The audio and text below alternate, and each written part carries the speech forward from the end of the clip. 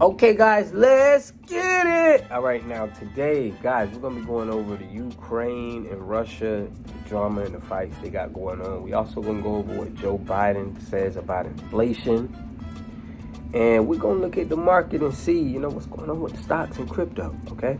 All right, guys. So if you're new to the channel, my name is Rod the Water God. I give you up-to-date information on crypto news and everything that you need to hear about, okay? That's going on in the world right now, okay? We're in the crazy times, and a lot of us need to know, we need to know our opinions on what we think we need to do, all right? So, guys, I'm going to go over this video real quick. It was a video of Russian troops pushing into Donbass, and there's been some kind of reports that Joe Biden is saying that if something happens with Taiwan, he's going to roll with China. But let's get into seeing what happened with this right now, guys. Let's see. This weekend, Ukrainians were inspecting the remains of the very Russian vehicles that tried to invade their city, now objects of curiosity. And after being driven back from Ukraine's second largest city, Kharkiv, Russian troops now have their sights trained on the Donbass, Ukraine's eastern coal mining region close to Russia's border. And out here, the Russians are making slow, destructive progress, lobbing unguided rockets and artillery into Ukrainian villages to chip away territory from the government. Russian forces have the center of Donbass surrounded on three sides and are driving toward the city of Kramatorsk. In Kramatorsk is one of the Donbass's only trauma hospitals that's still working. All of the women in this recovery room were wounded by Russian artillery and survived that split second between whistle and bang. What happened to you? How did you end up here in the hospital? I just left my house when I heard something flying, says Anna. I had just grabbed the doorknob to my basement. That's the last thing I remember. In a nearby bed, Vera, 95 years old, was in her bedroom. Relatives were cooking outside. Suddenly there was an explosion, she says. I felt a blow to my head and the windows and door in the bedroom flew off. But reaching the towns and villages around Kramatorsk to evacuate refugees and wounded is increasingly a challenge.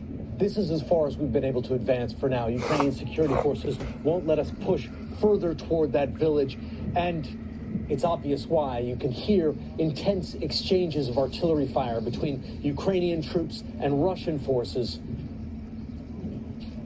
and it's been going on like this all morning. Amid the exchanges of fire, 2 Russian jets dropping flares for defense scream by at low altitude. The fighting is too intense for evacuations today.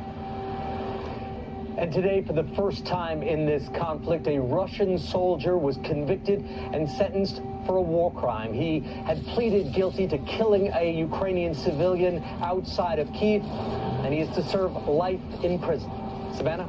Richard Engel in Ukraine for us. Richard, thank you. All right, guys. So, hey, thanks. Y'all see that? That's what's going on with the Ukraine and Russia situation. Okay, so could that be a reason why gas prices is so high and a lot of inflation that we're seeing?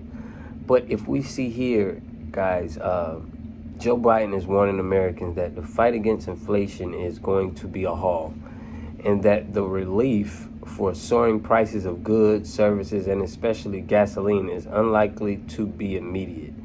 But the president, speaking in Tokyo earlier today as he launched a new trade deal with 12 Indo-Pacific nations, told reporters that he doesn't believe a recession is inevitable. Biden is acutely aware that the inflation crisis is uppermost in voters' minds ahead of the November's midterm elections. There was a little comfort for him in a bleak new CBS poll released Monday that finds 69% of the country thinks the economy is bad and 77% saying they're pessimistic about the cost of goods and services in coming months. This isn't good for Biden. Okay, it's definitely not good for Biden for this being under his watch. And now you got, it's like everybody's telling us about this Democrats and Republicans and them not liking each other and them dissing each other, and it's like we can tell that, you know, it's a war going on with what we have, okay? So it just doesn't seem like Biden, when he got in office, that he was doing everything to make sure the economy is good. It just seems like it's just total left what he's doing. It's like everything's going up and he's like, oh, what's happening? It don't look good for him. It don't look good for you being a president and you can't control the economy, the prices of what's in your economy. Who's gonna want you back as a president? No matter what they say as far as, hey, he's helping this. I get a lot of people telling me what Joe Biden's doing, but it looks like we are under complete attack of things going up and somebody's making more money. So if you're going to stand behind anything that they're saying, but this is the result, is prices is going up, gas is going up, could they be taking money from big corporations? That's the only question we have to be asking. That's what the people need to be asking Joe Biden. Are you guys taking money? Are you working with some kind of, group where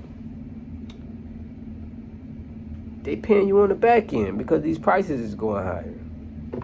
That's the only thing. I mean, I can only use common sense in this, and for everything to just be rising how it is, it just seems like people want to make more money. It don't seem like it's just a situation where things merit this amount of increase in prices. So that's just my opinion, okay? Now, we also have, it could be seen as proof that Donald Trump's popularity among Republicans is on the wane, okay? Or you could take it as a worthless straw poll of just a few hundred already screwed voters.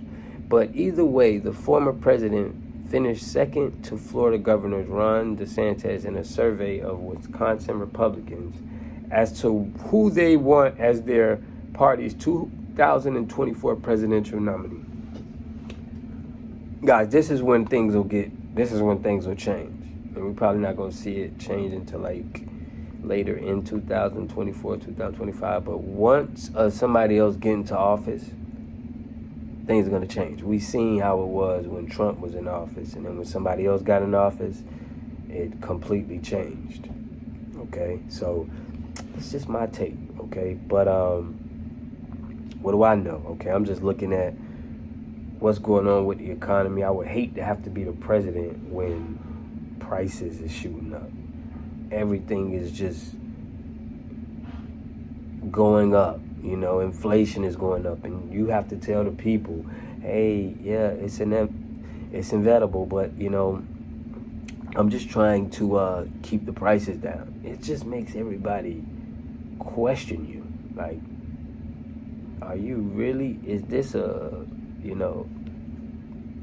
has to be something else, because I think it's coming from the stimulus check that everybody passed. I think that Trump passed out, okay, and I don't know what kind of issue Donald Trump and Joe Biden is having, but we know they're on two completely different paths, and we know there's two Americas. There's the Democratic side, and then there's the Republican side. It's not a bunch of people that's just saying, let's get the best situation there is, okay? We got people that say, hey, man, I got to choose the lesser of two evils. We got people that's just riding with whatever they got to ride with, and it's so many other opinions that we could use to change this. So, in my opinion, guys, I think we have we got another power in office right now, and their agenda is different. And I think every agenda is going to be different until we start clicking with our family members and making our situation more seal tight.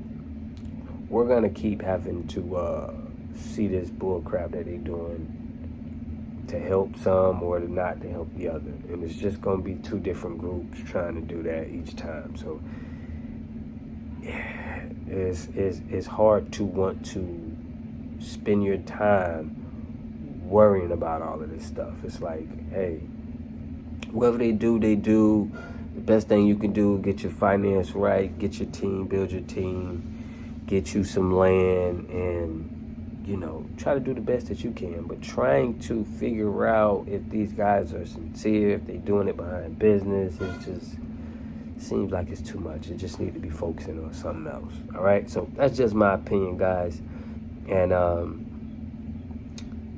like you said, I don't know the difference between, I know when Trump was in office, things were a lot different. Not to say it was good or bad, but now that Biden's in office, it just seems a little bit different.